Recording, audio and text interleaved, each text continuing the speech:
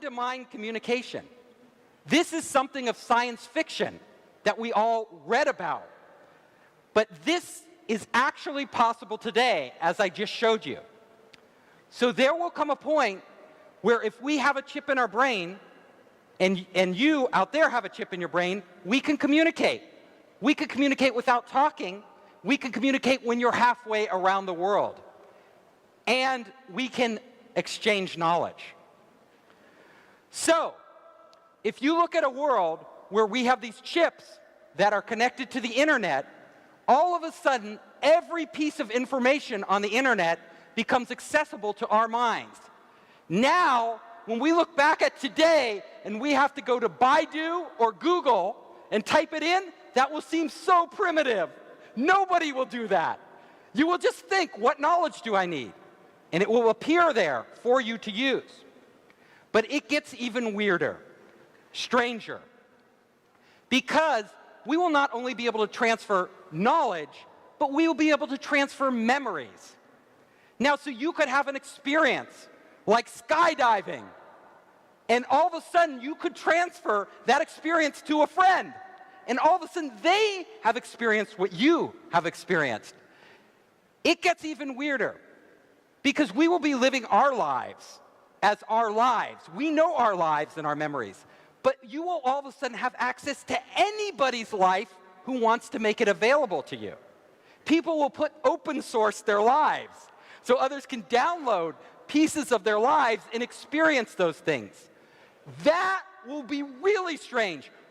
We won't know the difference between our own memory and a memory we acquired from someone else. Think about that. It gets even stranger. So, all of us are here learning at CEIBS, right? Getting EMBAs and MBAs. Well, this will be obsolete because CEIBS will literally be in the cloud. And you will just download from all the best minds in the world whatever you need to know when you need to know it. Our brains we will no longer have universities as we have them today. That will change. Information will be on demand. Information will be commoditized. Knowledge will be commoditized. All of us will be smarter, have infinite amounts of storage, and infinite access to information. It will be unheard of. We will no longer be this isolated human being. We will be connected to everything.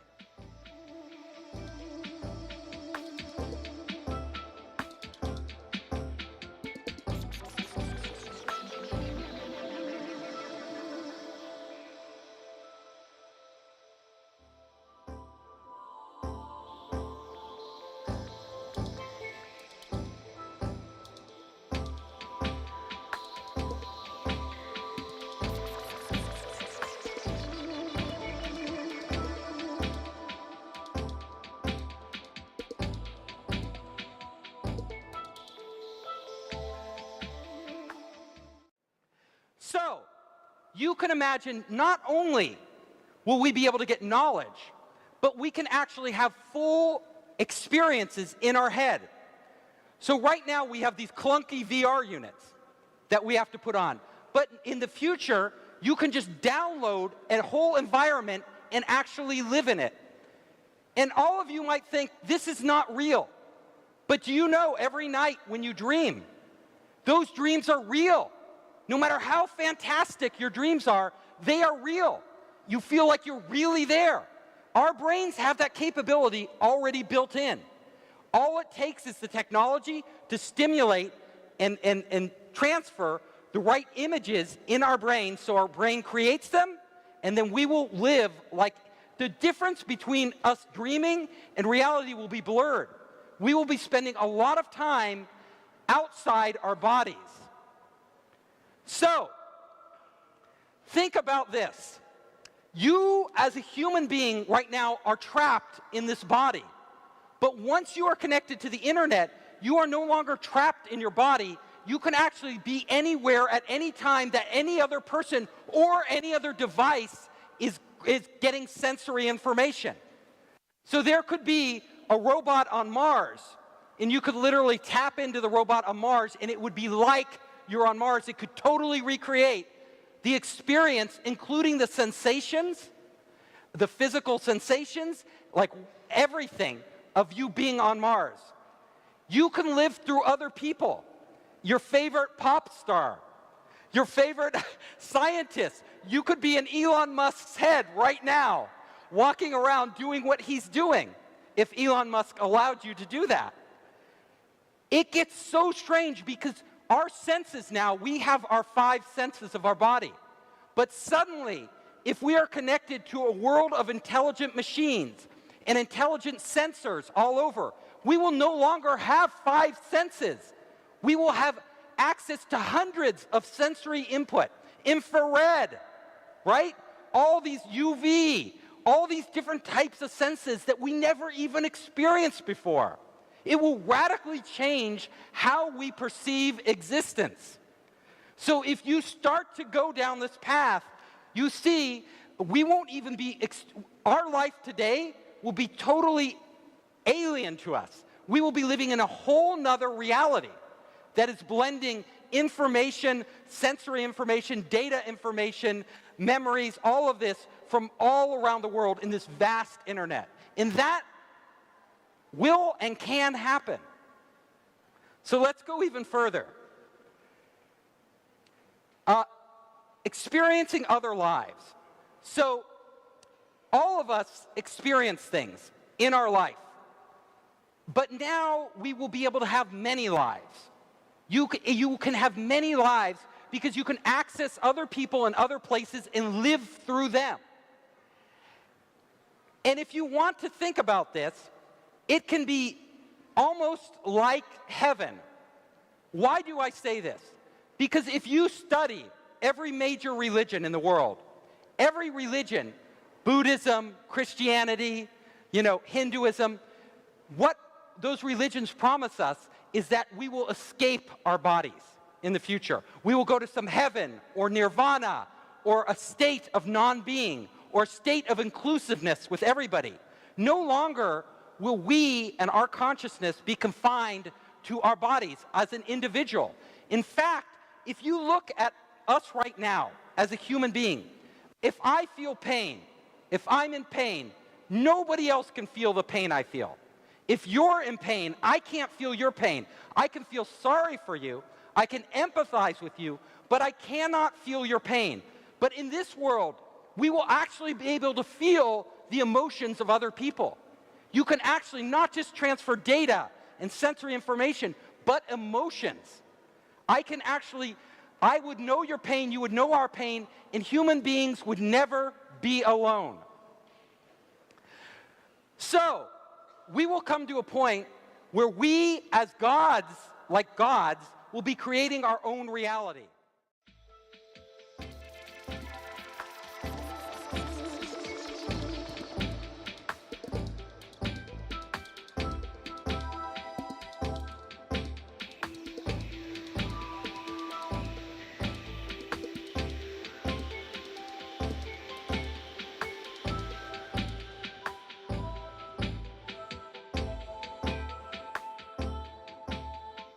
We will be redefining what the human experience is for the first time in history. This can happen, and it will happen, but what we want to think about is this. Technology is really powerful. The internet, being connected, is really powerful, but we've already seen in a very primitive way, just with our cell phones, these primitive devices, how it can totally change our life. Like all of our lives are changed by WeChat. All of our lives are changed by the internet. Well, we are embarking on a path now where we will become the internet.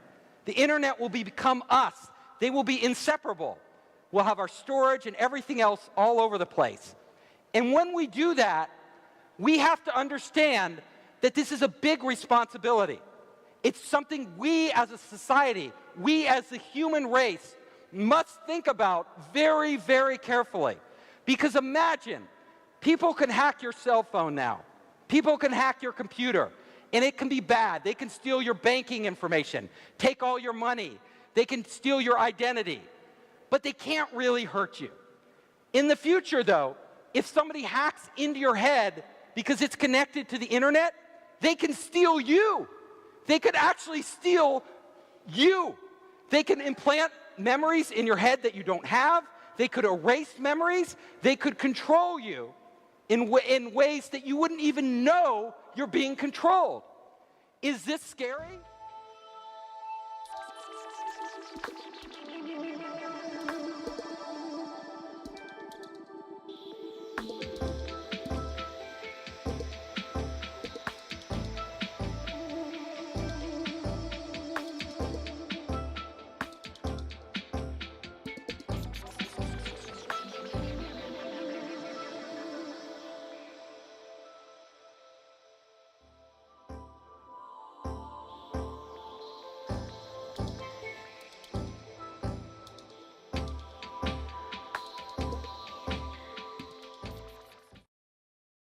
So I painted on the hand a heaven, but there is also a hell, right?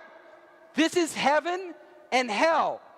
We are on the cusp of this technology that is so powerful and has the potential to so radically transform our lives and our existence, and we have to be very careful about how we do this. We don't want people controlling us.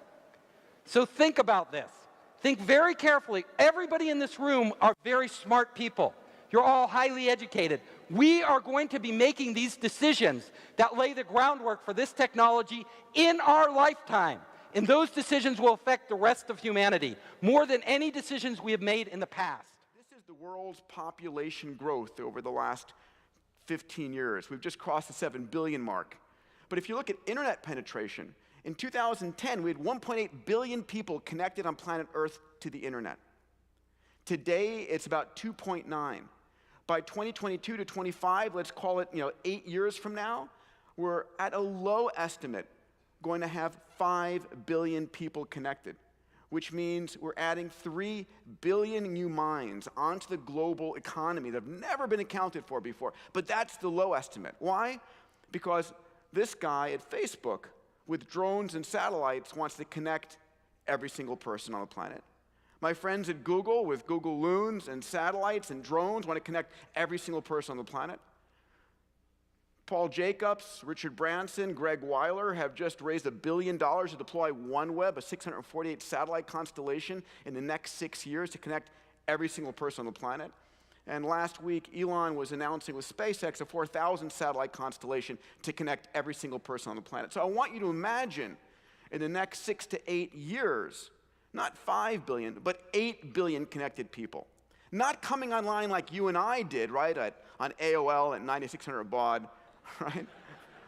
Coming online with a megabit connection or better, with access to the world's information. We are about to see a massive explosion in innovation like we have not seen yet. Innovation coming from parts of the world that we would have never thought of. 5 billion new thinkers, 5 billion new innovators, 5 billion new creators, problem solvers, entrepreneurs coming online within this next decade. And it's not just people, it's things, right? Last year, we had 15 billion connected devices. By 2020, my friends at Cisco talk about the Internet of Things. The low estimate is 50 billion connected devices. And by the way, each one of these devices have a dozen sensors on them. We're talking about heading towards a world of 1 trillion sensors, where everything is being seen and measured and known. Fast forward 10 years later, now we've got 500 billion connected devices, 100 trillion sensors, sensors everywhere, in micro drones, on the fabrics, inside your body, right? Letting us know anything we want, anytime we want, anywhere we want. And oh, those sensors on your body and in your body. We're about to see an explosion in how we think and we connect, we communicate.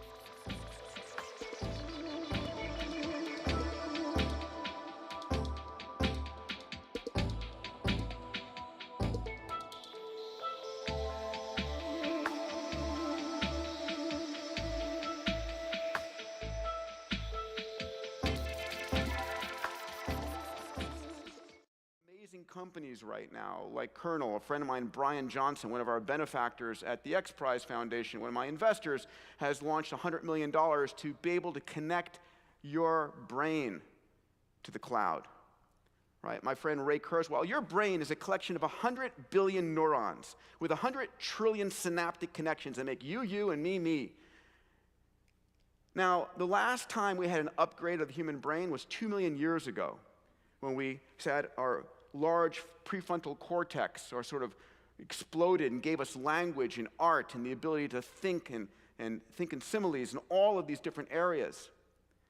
But as we start to connect the brain to the cloud, we're about to see, for the first time ever, an explosion in human intelligence.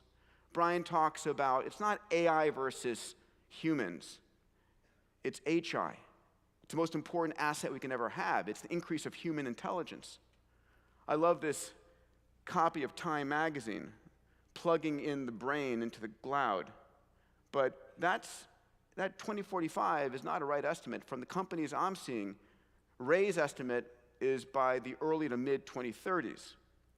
So imagine when you need additional memory capacity or 1,000 times more intelligence, you can sort of like spool it up like your phone does on the cloud today. The report warns that new threats resulting from these scenarios could include the mass manipulation of groups through implanted or erased memories of political events or conflicts, while repurposed cyber threats could target new opportunities for cyber espionage or the theft, deletion, or locking of memories, for example, in return for a ransom.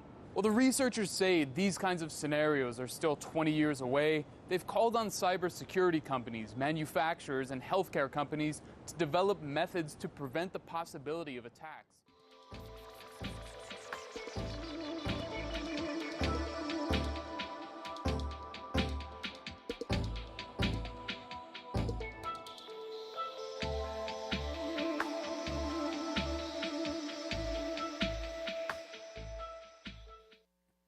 The last one that's also very interesting, led by Brown University in collaboration, this is by Artur Nomico, with Stanford, the Wyss Institute in Switzerland, the Salk Institute in San Diego, and Qualcomm for the wireless systems. This is almost like a mini cellular network for a shower of tiny miniature neurograins, which are distributed and scattered across the brain interface of interest with a relay patch on the top of the skull. So this is miniaturized systems that have power delivery, backscatter-based low-power telemetry, and all of the neural sensing and stimulation technology isolated in individual grains. Now, what was really interesting about this one was, first of all, being able to scatter it over wide parts of the cortex and interface with larger parts of the brain. But here, you think of brain-machine interface as being an application where, you can read stuff out and then write stuff in. But here, you could have an immediate jump relay where if, for example, you've got schizophrenia, which we now can look at the physical underpinnings of the psychiatric disease and say there's a deficit in connectivity between two brain regions, we can make artificial neural links to connect disparate parts of the brain that have a missing component. So there's a whole series of things that we think we can both correct and possibly even enhance, improve the connectivity between parts of your cognitive processes. Kind of a tantalizing thought. So the great news, though, and really one of my stated goals coming into DARPA was that by creating this ecology and spending the last 3 years kind of getting the right people together, getting the right industries aware that they have a role to play and opportunities in this field, even though it might seem quite far off in the future, is actually moving incredibly fast, and we were very, very successful in getting very, very large companies to participate. We started the Neural Engineering Industry Group, and since we began the workshops and started this work and got the whole community together, a few hundred people participating across a couple hundred institutions, you've seen Neuralink and Elon Musk's investment of where he's talking about targeting $700 million of investment in this field. Kernel, founded by Brian Johnson with $100 million, the Mental Typewriter by Facebook, Galvani Bioelectrics is the joint venture with $700 million from Google and GlaxoSmithKline. We have been successful in catalyzing what we see as new Yeah. industry. Charlie Demergen, Semi-Accurate. Yeah. Have you or do you have any plans to test any of these implants on yourself? And if not, why not? That's a great question. Rev 1, probably not. There's a natural dynamic of risk-reward depending on what sort of a deficit you have. The early implants, require invasive surgery, and the FDA wouldn't even let that happen to someone unless there was a tremendous benefit to be earned for the risk. So the early people are the paralyzed, the paraplegic, the blind, and so on. But we do fully expect that every year they'll become more integrated, less invasive, and eventually non-invasive. And at that point, there's no FDA involved anymore. And you can imagine, in maybe 3 or 4, maybe 5 generations of having a general brain implant that's successful without a regulatory process.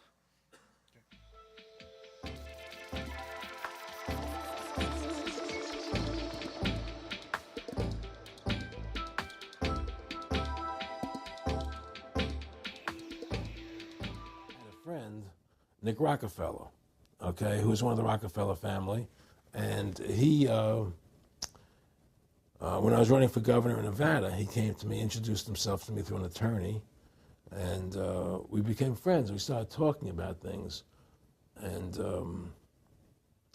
I learned an awful lot from Mr. Rockefeller. And one of the things that we used to talk about was the ultimate plan of the banking industry, what they wanted to accomplish. And the goals of the banking industry, not just the Federal Reserve System, but the private banks in Germany and England, all over Italy, all over the world, they all work together. They're all central banks, and they're all part of the Communist Manifesto. Central banking is one of the major planks of the Communist Manifesto. We talk about America being a capitalistic country, but yet at the same time we have a central bank that plans everything for us. Right? And the graduated income tax is another plank of the Communist Manifesto, right? So right there you have 2 major planks of the Communist Manifesto that have been brought in because of the Federal Reserve System, okay? So the ultimate goal that these people have in mind is the goal to create a one-world government run by the banking industry, run by the bankers, and they're doing it in sections. The European currency, the euro, and the European Constitution is one part of it. Now they're trying to do it in America with the North American Union, right? And they want to create a new currency called the Amero, right? And the whole agenda is to create a one-world government where everybody has an RFID chip implanted in them. All money is to be in those chips. Right? There'll be no more cash. And this is giving me straight from Rockefeller himself. This is what they want to accomplish. And all money will be in your chips. And so instead of having cash, anytime you have money in your chip, they can take out whatever they want to take out whenever they want to. If they say you owe us this much money in taxes, they just deduct it out of your chip digitally. Total control. Total control. And if you're like me or you, and you're protesting what they're doing, they can just turn off your chip. And you have nothing. You can't buy food. You can't do anything. It's total control of the people. And that chip's connected to a database that has your purchasing records, what you do, what Everything. you sell. Everything is in there, And so they want a one-world government controlled by them, everybody being chipped, all your money in those chips, and they control the chips, and they control people. And you become a slave. You become a serf to these people. That's their goal. That's their intention.